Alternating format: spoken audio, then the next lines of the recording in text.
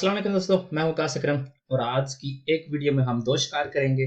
पहला ये कि आपको मैं बताऊंगा कि अगर आपने एक दफ़ा अपने कंप्यूटर में डिजिटल सर्टिफिकेट अपना इंस्टॉल कर लिया है तो आप उसका इस्तेमाल कैसे कर सकते हैं।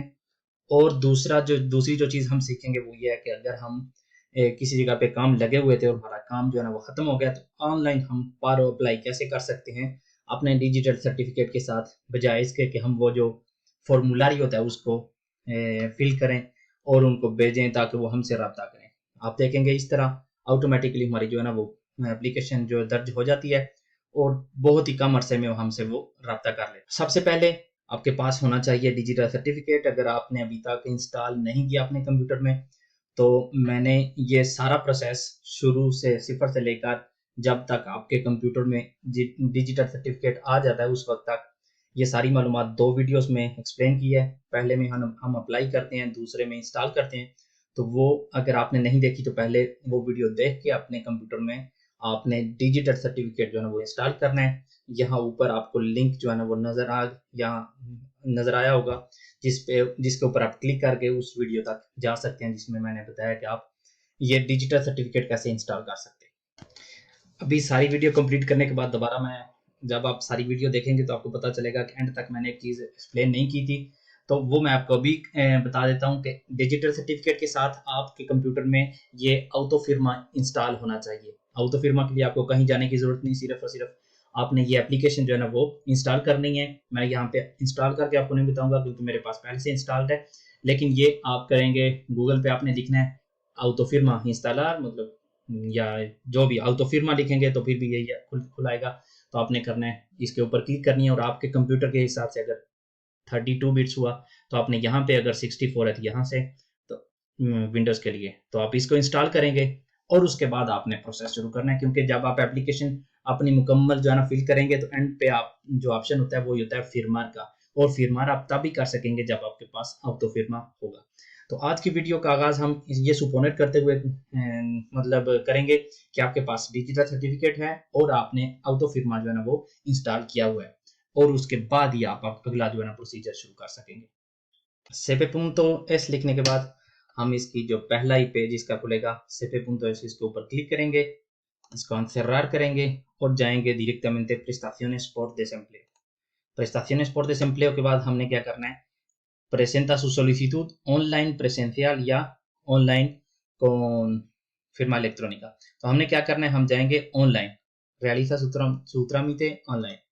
इसके ऊपर क्लिक करते हुए हमारे सामने ये खुल के आ जाएगा। तो हमने क्या करना है, ये हमारे सामने सारी इन्फॉर्मेशन है, कौन कौन सी ऑप्शंस हैं, सारा सब कुछ। हम नीचे जाएंगे और नीचे है acceso a solicitudes, इसके ऊपर हमने क्लिक कर दिया।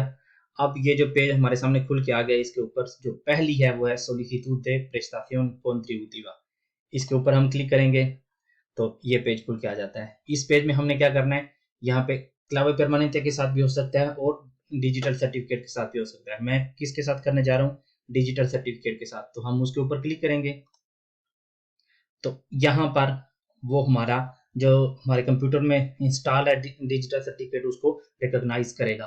तो कहाँ पे हमने क्लिक करनी है, ये acceder के ऊपर हमने क्लिक की तो ये जितने भी हमारे कंप्यूटर में सर्टिफिकेट जो है ना इंस्टॉल हुए हैं ये हमारे सामने आ गए हैं। ये मैंने मतलब तकरीबन सारी फैमिली के जो है ना वो किए हुए हैं। तो क्या करना है, हमने अपना ढूंढना है हमारा कौन सा है। तो मैं यहाँ पे अपना ढूंढूंगा, तो ये मेरा एंड पे है, इसके ऊपर मैं क्लिक की और अब मैं एक्सेप्ट कर दूंगा। ये एक्सेप्ट कर दिया। अब मुझे ये डायरेक्ट मेरी एप्लीकेशन पे ले जाएगा। यहाँ पे वो हमें कह रहे हैं कि अगर आप एडते पे हैं तो आप अप्लाई ना करें और ना ही अपनी एडते आप अप्लाई करें, ये आपके एम्प्रेसे का काम है, आपने नहीं करना। तो ये हमने इंफॉर्मेशन पढ़ ली। अब क्या हम करेंगे, कॉन्टिन्यूअर करने के बाद ये हमारे सामने आ गया ऑप्शन। तो यहाँ पे हमने कौन से ऑप्शन पे क्लिक करनी है। अगर तो हम पहली बार अप्लाई कर रहे हैं तो अल्ता इनिशियल, अगर पहले हम पारो ले चुके हैं और इस बाद में हमने काम किया और दोबारा जो है ना अपनी पारो लगवाना चाह रहे हैं तो हमने करना है रेआनुदासियन के ऊपर क्लिक करके ये बाकी आपने जो है ना, मतलब अगर आपका पहली बार आप पारो लेना चाह रहे हैं तो पहला, अगर आपने पहले ली हुई है तो दूसरा। उसके बाद अगर आपका ये ऑप्शन है कि आप 4 घंटे मिसाल के तौर पे काम कर रहे हैं और 4 घंटे की पारो लेना चाह रहे हैं, तो ये ऑप्शन है आपका नीचे वाला। और अगर आप ऑटोनोमो में, आपको पता होगा कि ऑटोनोमो भी अपनी पारो ले सकता है पहले कुछ महीने, जब आपने अपना काम शुरू करना करना चाह रहे हैं। एक तो आपके साथ पास ऑप्शन होता है कि आप अपनी मुकम्मल पारो जो है ना वो मुकम्मल, या जितना भी आपका खर्चा आएगा आपकी इन्वेस्टमेंट में उसका उसी हिसाब से आप अपनी पारो इकट्ठी ले सकते हैं। एक ऑप्शन ये, और दूसरा ऑप्शन ये होता है कि आप अपना काम शुरू कर देते हैं और साथ में आप पारो भी ले सकते हैं।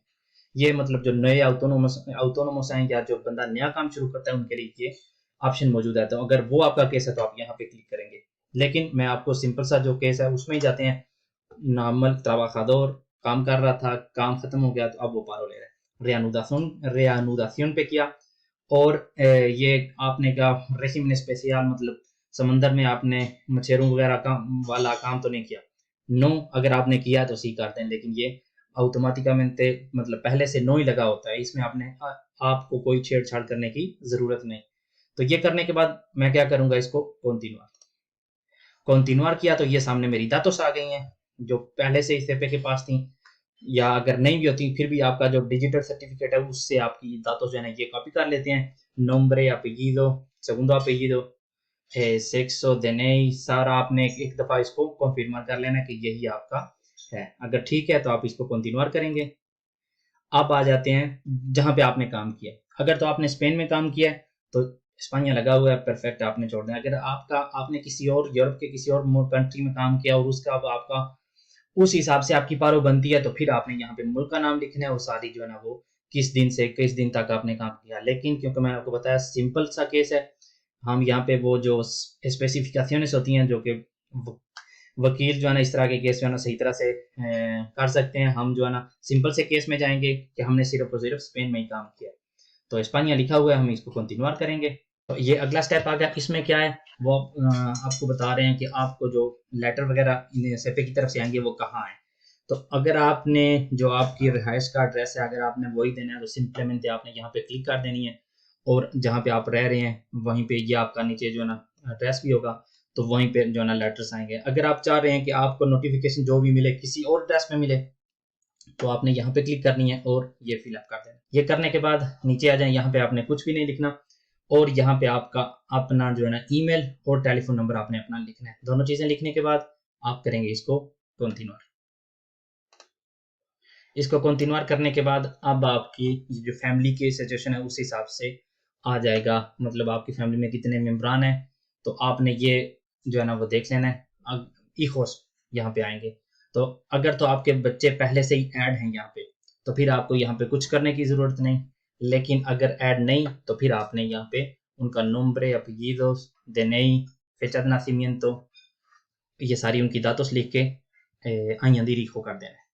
लेकिन अगर पहले से ऐड है तो आपको कुछ करने की ज़रूरत नहीं। जैसे कि मैंने पहले जब पारो अप्लाई की थी तो उस वक्त ये पहले से ऐड था, तो मुझे ये मॉडिफिकेशन करने की ज़रूरत नहीं, तो इसलिए मैं इसको करूँगा कंटिन्यूअर।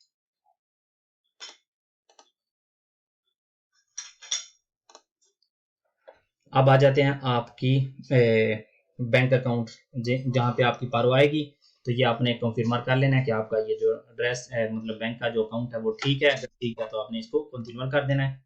अब आप यहाँ पे लिख सकते हैं अगर आपकी कोई स्पेशल सिचुएशन है, मिसाल के तौर पे अगर आपके बच्चे हैं और आपको बच्चा ऐड करने नहीं दिया जाता, मतलब ऑप्शन नहीं आ रहा, या कोई भी आपको कोई इशू है आप लिख के एक्सप्लेन करना चाह रहे हैं, तो यहाँ पे आप लिख सकते हैं। अगर कोई इस तरह का इशू नहीं है तो आप इसको सिंपलीमेंट कंटिन्यूअर करेंगे। कंटिन्यूअर करने के बाद अब आपको वो कह रहे हैं कि आपको ये जो नोटिफिकेशन है इनका वो किस तरह से आप मौसूल करना चाहते हैं, मतलब कि क्या आप पसंद करते हैं कि आपको ईमेल आए। तो मैं यहाँ पे कोर्रेओ इलेक्ट्रॉनिको लिख रहा हूँ। अगर आप चाहते हैं कि आपके घर लेटर आए तो आप कोर्रेओ पोस्टल लिख देंगे, और आप इसको करते हैं कंटिन्यूअर करने के बाद ये अगले स्टेप में हम नेक्स्ट यहाँ पे अगर आप कोई डॉक्यूमेंट अपना साथ ऐड करना चाह रहे हैं, अब आमतौर पे यही होता है कि जो सर्टिफिकेट de इम्प्रेसा होता है वो ऑटोमेटिकली इम्प्रेसा से सेपे को चला जाता है, मतलब वो भेज देते हैं। लेकिन अगर आपके पास कोई इस तरह का डॉक्यूमेंट है जो आप मतलब देना चाह रहे हैं, तो फिर आप वो यहाँ पे लगा देंगे। मिसाल के तौर पे लिब्रो दे फैमिलिया, अगर आपने बच्चे ऐड किए हैं, पहले से ऐड नहीं थे और आपने किए हैं, तो फिर आप अपनी लिब्रो फैमिलिया ऐड कर सकते हैं। उसके बाद अगर आप बैंक अकाउंट अपना पहले से आपका यूएसएपी के पास नहीं था, आपने पहली दफ़ा लिखा है, तो कॉपी का जो है ना वो पिक्चर जो है या जो बैंक है उसका कोई सर्टिफिकेट जो है ना वो यहाँ पे ऐड कर सकते हैं। कैसे ऐड करते हैं, यहाँ पे आपने करना है, यहाँ से इलेक्ट करना है कि कौन सा डॉक्यूमेंट आप जो है ना वो ऐड कर रहे हैं। ये सारे ऑप्शंस हैं आपके पास। तो जो जो भी चीज़ आप लिब्रो फैमिलिया करना चाह रहे हैं, या कोई फॉर्मूलारियो कर रहे हैं, या सर्टिफिकाdo de empresa कर रहे हैं, या ingreso a las cuotas de seguridad social, जो भी आपने ऐड करना है यहाँ पे उसको इलेक्ट कर लेना है। इलेक्ट करने के बाद मिसाल के तौर पर लिब्रो फैमिलिया में इंक्लूड करना चाह रहा हूँ, तो इसके ऊपर क्लिक करूंगा। क्लिक करने के बाद यहाँ पे क्लिक करूंगा सिलेक्शनर आर्चिवो। सिलेक्शनर आर्चिवो के बाद यहाँ से आपने जो भी आपका डॉक्यूमेंट होगा उसको आप इलेक्ट करेंगे और आप रीड कर देंगे और ये ऐड हो जाएगा। क्योंकि मैं कोई भी डॉक्यूमेंट ऐड नहीं करना चाह रहा, इसलिए मैं यहाँ पे कुछ ना लिखूंगा, ना ही जो है ना वो कोई भी चीज़ यहाँ पे ऐड करूंगा। सिंपलीमेंट इसको करूंगा कंटिन्यूअर। कंटिन्यूअर करने के बाद ये अगला जो स्टेप आ जाता है, इसमें कॉन्फर्मर सोलिसिट्यूड कि ये मतलब कह रहा है कि आप इसको मतलब पक्का आप अप्लाई करना चाह रहे हैं, बिल्कुल कॉन्फर्मर कर दें कि मैं जो है ना पारो अपनी जो है ना वो अप्लाई करना चाह रहा हूँ, कॉन्फर्मर। और इसके बाद यहाँ इस डॉक्यूमेंट का मतलब है कि आप जो भी दातोस आपने ऐड किए हैं कि आप इसकी गारंटी देते हैं कि ये बिल्कुल 2 नंबरी नहीं है इनमें, तो आप इसको कॉन्फर्मर कर दें, बिल्कुल ऐसे ही है। और इसके बाद आपका फिर्मा इलेक्ट्रॉनिक आ जाएगा कि मतलब आपने साइन करने हैं कि आपको डिजिटल सर्टिफिकेट के साथ आपको ये ऑटो फिर्मा जो एप्लीकेशन है ये भी आपके कंप्यूटर में इंस्टॉल होनी चाहिए लाजमी तौर पे। ऑटो फिर्मा इसको आप कॉन्फर्मर, अगर आपके मिसाल के तौर पे आपके कंप्यूटर में नहीं है तो आप सिंपलीमेंट गूगल पे जाएंगे, ऑटो फिर्मा करेंगे और इसको इंस्टॉल कर दें। कोई भी आप इस तरह का कहीं पे जाने की जरूरत नहीं, कोई कुछ भी करने की जरूरत नहीं, सिंपलीमेंट ऑटो फिर्मा एप्लीकेशन इंस्टॉल कर लें और उसके बाद आप ये अपना प्रोसेस जो है ना वो सेगिर कर दें। इनिशियर फिर्मा, इस तरह वो आपको अब मतलब आपकी एप्लीकेशन जो है ना फिर्मार हो जाएगी। एक दफ़ा फिर क्योंकि मेरे कंप्यूटर में एक से ज़ायद डिजिटल सर्टिफिकेट इंस्टॉल हैं, तो वो पूछ रहा है कौन से नाम से आप साइन करना चाह रहे हैं। जिस नाम से मैं शुरू किया है मैंने ये सोलिसिट्यूड, उसी के नाम से करूँगा। अपने नाम पे ऊपर क्लिक करके मैं इसको करूँगा ओके। ओके कर दिया, अब ये फिर्मा हो गया। बस इतना ही काम था। अब मतलब समझ लें कि मेरी जो पारो है वो अप्लाई हो गई है। यहाँ पे आप अगर अपना justificante जो है ना वो या सोलिसिट्यूड जो आपने की है रेजगार, तो यहाँ से आपको मिलेगी। जो आपने सोलिसिट्यूड अपनी एप्लीकेशन दी है वो सारी देखनी होगी तो आप यहाँ पे देख सकेंगे।